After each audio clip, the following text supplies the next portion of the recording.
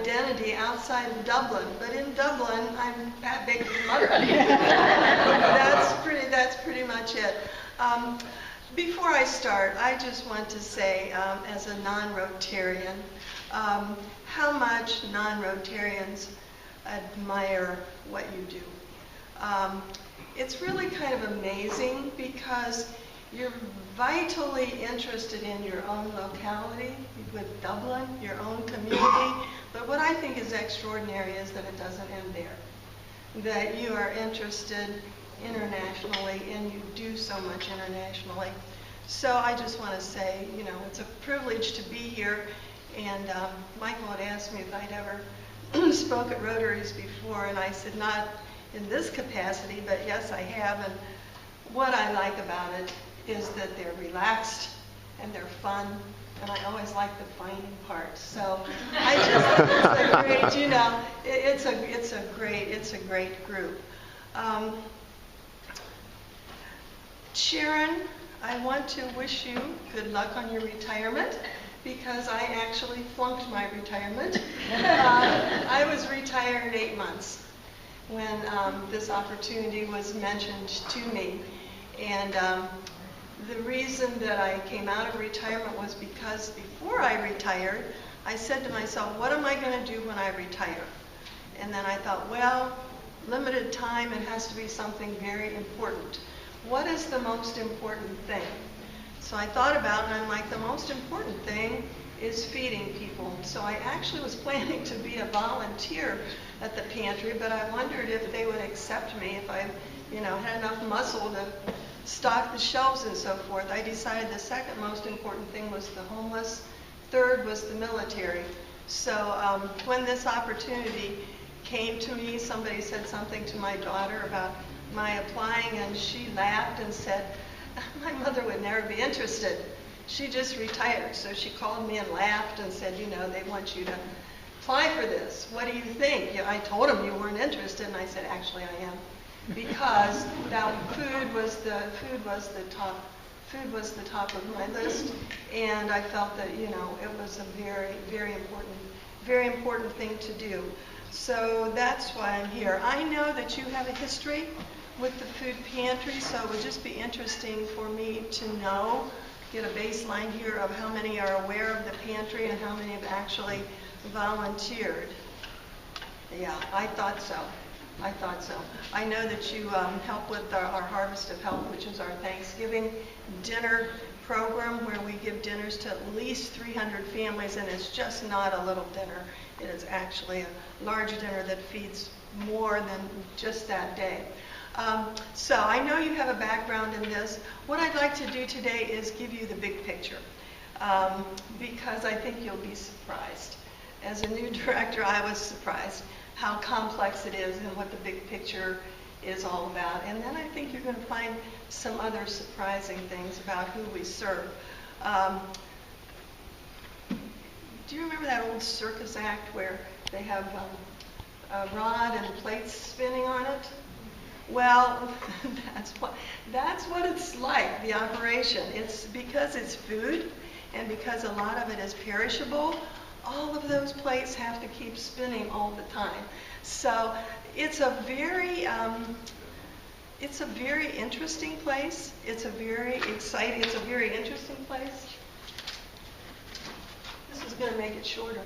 It's a very interesting, it's a very interesting place. It's a very exciting place. I think there's no place in Dublin that you can go that you can find more diversity with a small group of people. It's amazing the different kinds of people we have there, the different backgrounds we have there. And a long time ago, maybe only the older people who remember, but there used to be a TV show that was called A Million Stories in the Naked City or something like that. That's what I think of when I go to the pantry, because all of these people have a story, and they're all very, very different. This story actually begins in the 1970s.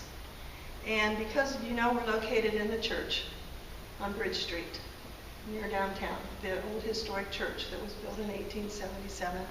So the story starts in the 1970s, and as people passed through, they would see that church. And there were always a certain number of people that passed through that were on their last leg. And so seeing a church, they would stop in the church, and they would ask for food or money. And soon the church started a discretionary fund, and they also started having some food there so that they could give these people food. That's how it started, and more people came through. And the interesting thing is, this happens today. The day after Easter, there wasn't a soul in the church except myself and one volunteer, because there's so many services and Easter pageantry that the whole staff is gone the day after Easter. So I look out and I see like 3 cars in the parking lot, one of which is a very, very dilapidated old car, unlike any I'd ever seen before, and it's packed to the gills with stuff, only enough room for the driver. And I saw a Tennessee plate on it. And I'm walking through the church and I see a lady in her mid-50s with a volunteer, so I assume this is the owner of the car. And she was neat, clean, had on a pair of jeans, a sweatshirt, late 50s, long white hair, attractive, and well-spoken.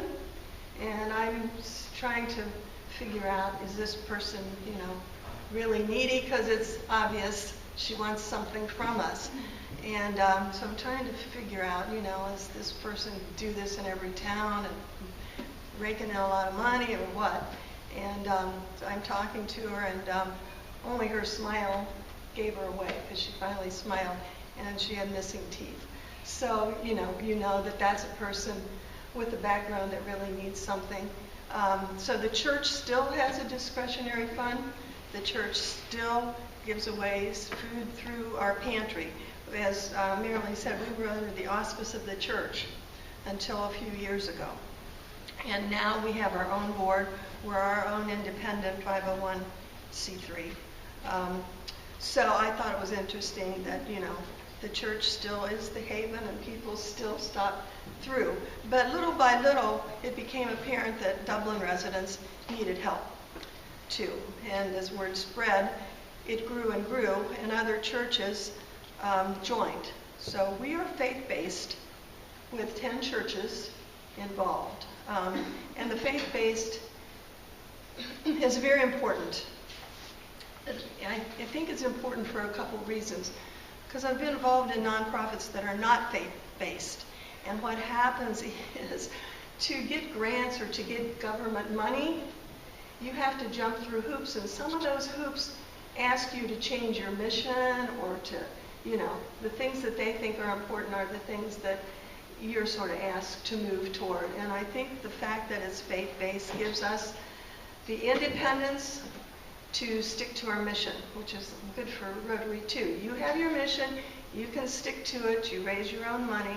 Other people aren't telling you who to serve, how to serve, what to do. So I think that is very important. Plus it gives us a core of really dedicated people. We can count on the 10 churches to help us with things, but of course there are other volunteers that help us too. When I told my friends that I had taken this job, they all asked me the same thing. So that's sort of where I'm going to start today, because I think maybe if that was on their minds, it's probably on your minds too. As I said, we're in the church, and you know where we are. Our entrance is around to the back. So I'm wondering if you could just take a moment and think about somebody going into the pantry for food. Can you form a mental picture of that in your mind? Now this is what's interesting, what that mental picture is, because I think this is what will surprise you. People ask me, who comes? Who comes? Why are you there? And that actually was a question that I ask, and people are there for many, many different reasons. And I think what will surprise you most now is that you would not be able to tell by looking at some of these people that they were coming to the pantry. because we have young professionals. We had a young professional come in the other day. I was expecting a new volunteer. I thought she was the new volunteer. No, she was there for food. She was a young professional that could not get a job. So that's relatively new. We have people in their 50s that have lost their job, that have not been able to find a job. We have one woman that almost didn't make our deadline. We almost closed before she got in, but she actually had been there for over an hour. She was sitting in her car crying because she never thought she would have to do it. And the interesting thing is, and maybe during the question and answer you can give me an answer to this, we find that it's very, very difficult, more difficult for men to come in than women. We had a Lexus and a Mercedes sitting in the parking lot the other night, and the women came in. These were obviously, high-ranking officials that, had lost their jobs, and the women came in. And I've had the same experience when I sign people up that, are lower class socioeconomic level. But these people, sometimes they don't even list the husband as someone that can come in because the husband is too embarrassed to come in. So I'm just curious, why it is more difficult for men than women. So if you have that answer during the question and answer, give me the answer. Okay, I just want to say that a little bit about the operation.